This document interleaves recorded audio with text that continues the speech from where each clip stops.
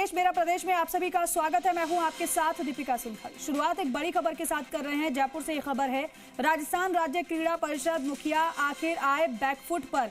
जी media ने इस घपले का किया खुलासा। तो हरकत में आई क्रीड़ा परिषद। लीजेंड T10 क्रिकेट टूर्नामेंट के आयोजन मामले में गंभीर आरोप लगे।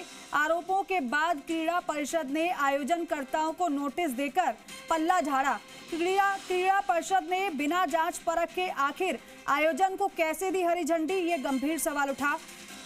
क्रीड़ा परिषद प्रबंधन ने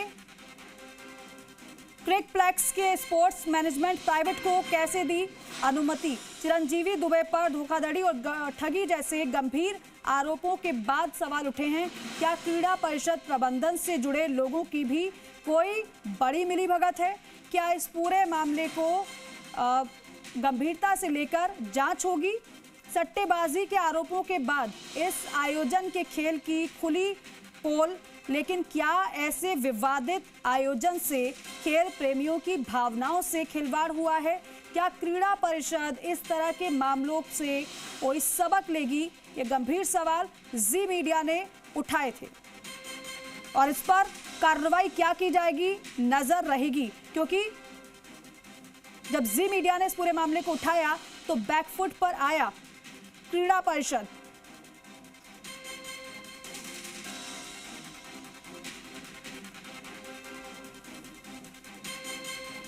तो देखिए, जी मीडिया ने इस घपले का खुलासा किया तो हरकत में आखिरकार क्रीड़ा परिषद आ गया। लीजेंड T10 क्रिकेट टूर्नामेंट के आयोजन को लेकर गंभीर सवाल खड़े हुए, गंभीर आरोप लगे। आरोपों के बाद क्रीड़ा परिषद के आयोजनकर्ताओं को नोटिस देकर पल्ला झाड़ा गया। क्रीड़ा परिषद ने बिना जांच परख के आखिर कैसे आयोजन को हरी झंडी दे दी। कोई जांच पड़ताल नहीं हुई जब गंभीर आरोप लगे। लेकिन सवाल यह है कि जब कोई जांच पड़ताल नहीं हुई तो फिर कैसे आयोजन को हरी झंडी दे दी गई। क्रीड़ा परिषद प्रबंधन ने क्रिकप्लेक्स के स्पोर्ट्स मैनेजमेंट प्राइवेट को कैसे अनुमति दी, ये सवालों के घेरे में है। चिरंजीवी दुबे पर धोखाधड़ी और ठगी जैसे गंभीर आरोपों के बाद ये सवाल खड़े हुए हैं। राम सिंह राजावत हमारे सहयोगी फोन पर। राम सिंह, इस पूरे मामले को जरा बताइएगा और आखिर क्यों ऐसा लग रहा है कि पल्ला इस पूरे मामले से झाड़ा गया?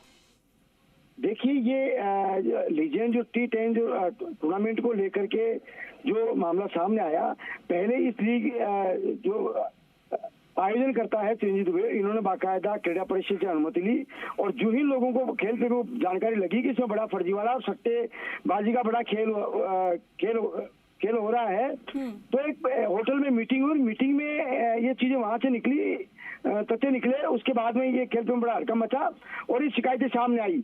सामने आने पर क्रीड़ा परिषद के समक्ष और खेल मंत्री तक ये मामला पहुंचा, तब क्रीड़ा परिषद हरकत में आई। और सवाल ये है कि जो क्रीड़ा परिषद के जो मुखिया हैं या सुप्रीमो हैं, वो नीरज के पवन, वो उनके बारे में कहा जा रहा है वो भी काफी विवादों में रहे हैं पहले अपनी नौकरी में। और इस तरह के आयोजनों को हरी झंडी दे करके इन चीजों को जरा बल मिला है कि बड़ा ये खेल सट्टेबाजी का खेल होने वाला था। और उसको लेकर के जब शिकायतें पहुंची तो ये फिर आनंद फानन में क्रीड़ा परिषद ने उनको नोटिस दिया और ये कहा कि आप लोगों के खिलाफ सट्टेबाजी का आरोप है, गंभीर आरोप है, तो अनुमति तथ्य छुपा करके अनुमति ले ली गई। उनका ये कहना है क्रीड़ा परिषद का कि हमसे तथ्य छुपा करके आयोजनकर्ता ने अनुमति ली है और इस आयोजन को लेकर जगह जगह होर्डिंग, बैनर और खिलाड़ियों से भी एग्रीमेंट कर लिए इन्होंने गुपचुप, सब चीजें हुई।